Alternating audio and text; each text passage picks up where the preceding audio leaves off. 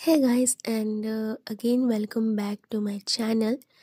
So আজকে না আমার যে শাশুড়ি মা আছে ওনার শ্বশুর মানে আমার হবে দাদু, তো ওনার ছিল আজকে বাৎসরিক। Okay, so till end of the দেখবা তোমরা মানে অনেক কিছু জানতে পারবা এই ভিডিওতে। সো সেদিন মা কীর্তন রেখেছিল, বৈষ্ণব সেবাও হবে, তো ওটার জন্য এগুলো সব প্রিপারেশন হচ্ছে। সকালে সকালে ওনারা এসে আগে ভাত আলু সিদ্ধ আর বেগুন পোড়া দিয়ে দিয়েছিল। আমাকে জিজ্ঞাসা করছিল মা কি বেগুন পোড়া তুমি খাও কি খাও না, তো আমি বললাম আমি খাই। তারপরে না আমরা উপরে এসে গেছিলাম, এত ঠান্ডা পড়েছে। আর লিকার চা যেহেতু ছিল, তো আমি আর রূপা দিদি বসে লিকার চাই খাচ্ছিলাম। আর বাইরে প্রিপারেশন হচ্ছিল পুজোর মানে সরি কীর্তনের। সো হারমোনিয়াম আর সব কিছু নিয়ে বসছিল, আর রিমি দেখো এক্সাইটমেন্টে একদম পাগল হয়ে যায় লোকজন দেখলে। তারপরে মা আমাকে এখানে চন্দন লাগাতে আসছিল, তো আমি বললাম একটু ভিডিওই করে নিই। তারপরে এই যে ওনারা বসলো, কীর্তন টির্তন হলো অ্যান্ড পুরো ভাইবটাই চেঞ্জ হয়ে গেল সত্যিকারে। তারপরে আমি আমার সন্টু থেকেও নিয়ে বসলাম, দেখতে পাচ্ছে ওকে, ওই অনেক খুশি ছিল অ্যান্ড উনিও কীর্তন টির্তন অনেক ভালোই বাসে। তারপরে এই যে দেখতে পাচ্ছ দাদু আর দিদা আর ফটো দিয়ে মালা চড়িয়ে দিয়েছিল মা সকালেই, অ্যান্ড এখন উনি পড়ছে গ্রন্থপাঠ। তো আমি এইসব ব্যাপারে বেশি কিছু জানি না, যখন বিয়ে করে এসেছি তখনই জানতে পারলাম এইসব ব্যাপারে। সো হ্যাঁ, তারপরে কীর্তন কীর্তন শুনলাম অ্যান্ড বেশ খিদে পেয়ে গেছিলো। তারপরে 4টে বেজে গেছিলো খেতে খেতে।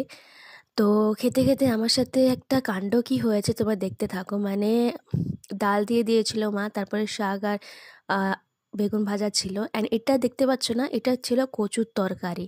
কচুর তরকারিটা খেয়ে মানে আমি শক্ত পাটটা খেয়ে নিয়েছিলাম, অ্যান্ড আমার গলা এত যন্ত্রণা, মুখ টুক দিয়ে আমি ঢেকও গিলতে পারছিলাম না, মানে খেতেই পারছিলাম না ভালো মতো, একদম খাওয়া হয়নি। যেহেতু মানে রান্না অনেক অনেক সুন্দর হয়েছিল, কিন্তু এই যে পোড়া কপাল আমার, আমি একদম খেতে পারিনি ভালো করে।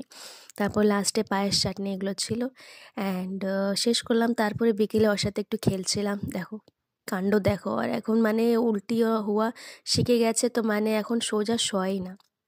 তারপরে না বিকালে আমার যে নিচে রেন্টে থাকে দাদা, ওনার বার্থডে ছিল, তো ইনভাইট করেছিল আমাদেরকে। দেখতে পাচ্ছ মানে একদিনে এক মানুষের মৃত্যু হয়, তারপরে আরেক মানুষের জন্ম হয়, মানে কি একটা সৃষ্টি না এটা সত্যি।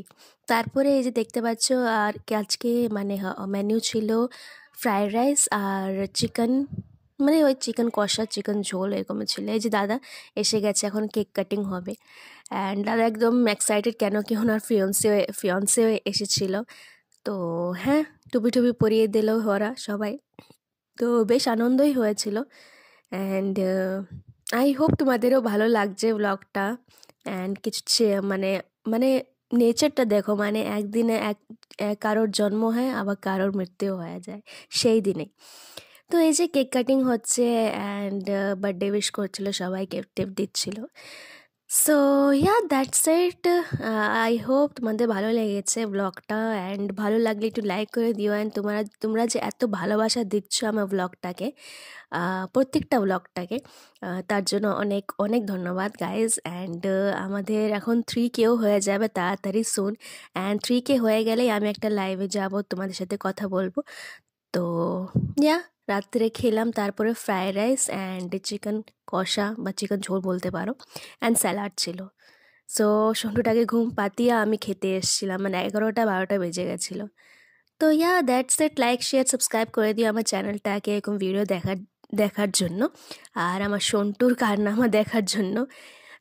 ইয়া দেখতে থাকো আমার ব্লগটাকে। আগে আবার দেখা হবে আরেকটা ব্লগে। এমনি ডেলি ডেলি আমি চেষ্টা করব ডেলি ব্লগ ডালার। Okay bye. Hey guys, and